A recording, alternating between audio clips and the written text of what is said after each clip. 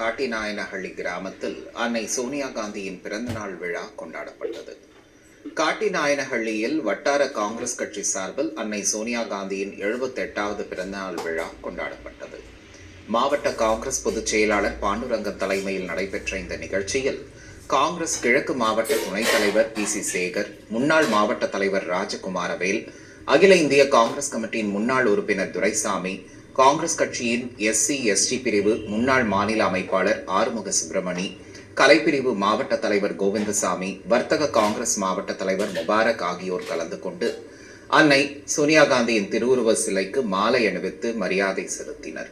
மேலும் இந்த நிகழ்ச்சியில் முன்னாள் வட்டார தலைவர் பன்னீர்செல்வம், சேவாதள மாவட்ட தலைவர் தேவராஜ், நகர துணைத் தலைவர் இருதயம், ராகுல் பேரவை குட்டி, முன்னாள் ஊராட்சி மன்ற தலைவர் கண்ணன், ஏழுமலை, சக்கரவர்த்தி, ஆட்டோ செங்கலிங்கம், திம்மராஜ், செல்வம் உள்ளிட்ட ஏராளமானோர் கலந்து கொண்டனர்.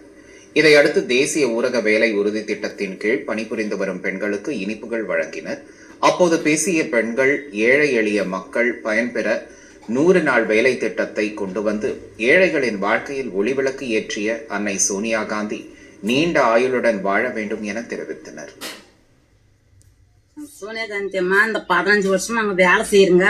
சோனியா காந்தி அப்பா வந்தா அப்ப வந்து கொஞ்சம் நாங்க சங்கம் சீட்டு கட்டுறோங்க. எங்க இதெல்லாம் கொஞ்சம் தீர்வாக்குது சாமி.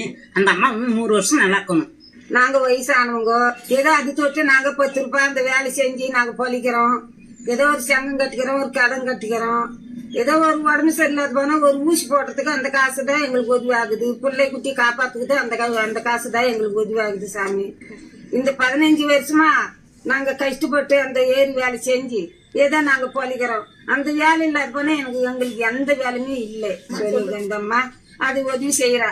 நல்லா இருக்கணும் அந்த அம்மா.